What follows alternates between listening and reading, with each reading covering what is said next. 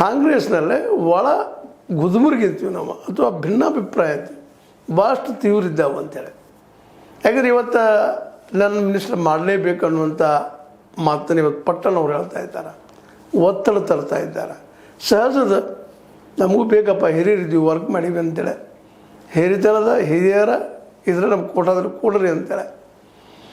ಇನ್ನು ಲಕ್ಷ್ಮೀಬಾಯಿ ಹೆಬ್ಬಾಳ್ಕರ್ ಅವರಿಗೆ ಮತ್ತು ಇವರು ಕುಟುಂಬಕ್ಕೆ, ನಮ್ಮ ಜಾರಕಿಹೊಳಿ ಕುಟುಂಬಕ್ಕೆ ಮೇಲೆ ತೆಕ್ಕಾಟಿದ್ದು ಸುಳ್ಳಲ್ಲ, ಹೊಂದಾಣಿಕೆ ಮಾಡಿಕೊಂಡಿರ್ತಾರೆ ಅನಿವಾರ್ಯವಾಗಿ. ಆದರೂ ಒಳಗಿಂದೊಳಗೆ ಟಗ್ ಅಫ್ವಾಲಿದ್ದೇ ಇದೆ. ಏನೋ ಈ ಸಲ 11 ಜನ ಆಗಿದ್ದಾರೆ ಕಾಂಗ್ರೆಸ್ಸಿಗರು, ಮುಂದಿನ ಸಲ 11 ಜನ ಆಯ್ಕೆಯಾಗಿ ಬರ್ತಾರ ಅನ್ನುವಂಥ ಮಾತುಗಳು. ಅದರಲ್ಲೂ ಇನ್ನೂ ಈ ಮಂತ್ರಿಗಿರಿ ಫೈನಲ್ ಆಗಿಲ್ಲ. ಒಂದು ವೇಳೆ ಮಂತ್ರಿಗಿರಿ ಸಿಗದೆ ಹೋದರೆ ಲಕ್ಷ್ಮಣ ಸವದಿ ಏನು ಮಾಡಬಲ್ಲರು ಅನ್ನುವಂಥ ಸಹಿತ ಇವತ್ತು ಚರ್ಚೆದಲ್ಲಿದ್ದಾವೆ.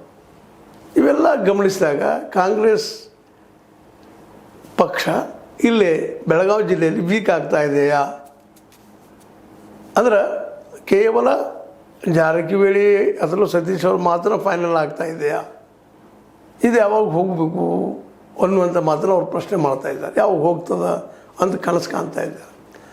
ಇಲ್ಲೇ ಅವ್ರಿಗೇನಿಲ್ಲ, ನಾವು ಸೇವೆಗೆ ತಕ್ಕಂಥದ್ದು ಪ್ರತಿಫಲ ಸಿಗ್ತಾ ಇಲ್ಲ ಅನ್ನುವಂಥದ್ದು, ನಾವೇನು ವರ್ಕ್ ಮಾಡಿದ್ದು ಅದು ಸಿಗ್ತಾ ಇಲ್ಲ ಅನ್ನುವಂಥ ಮಾತನ್ನು, ನಾವು ಇನ್ನೂ ಹೆಚ್ಚು ದುಡಿತೀವಿ, ಇನ್ನೂ ಸಿಗಬೇಕಾಗಿತ್ತು, ನಮಗೆ ಸಿಕ್ಕಿಲ್ಲ, ಸಿಗಬೇಕು ಅನ್ನುವಂಥ ಅಸಮಾಧಾನವನ್ನು ತೊಡ್ಕೊಳ್ತಾ ಇದ್ದಾರೆ.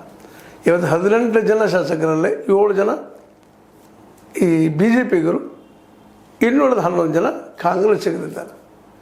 ಈ 11 ಜನರಲ್ಲೇ ಒಬ್ಬರು ಸವದತ್ತಿ ವಿಕಾಸ್ ವೈದ್ಯರನ್ನು ಬಿಟ್ಟರೆ ಉಳಿದವರು ಸತೀಶ್ ಅವ್ರ ಜೊತೆ ಗುರುತಿಸಿಕೊಳ್ಳುವುದರಲ್ಲೇ ಮುಂದೆ ಬಂದಿದ್ದು ನಾವು ವಿಶೇಷವಾಗಿ ನೋಡಿಲ್ಲ. ಸ್ವತಂತ್ರವಾದ ಮೀಡಿಯಾಗೆ ಬೇಕಾಗಿರುವುದು ಸ್ವತಂತ್ರ ಧ್ವನಿ. ಆ ಸ್ವತಂತ್ರ ಧ್ವನಿ ಉಳಿಸಲು ನೀವು ಮಾಡಬೇಕಾದದ್ದು ಇಷ್ಟೇ. ಅದೇನಪ್ಪಾ ಅಂತಂತಂದ್ರೆ ನಿಮ್ಮ ಕೈಲಾದಷ್ಟು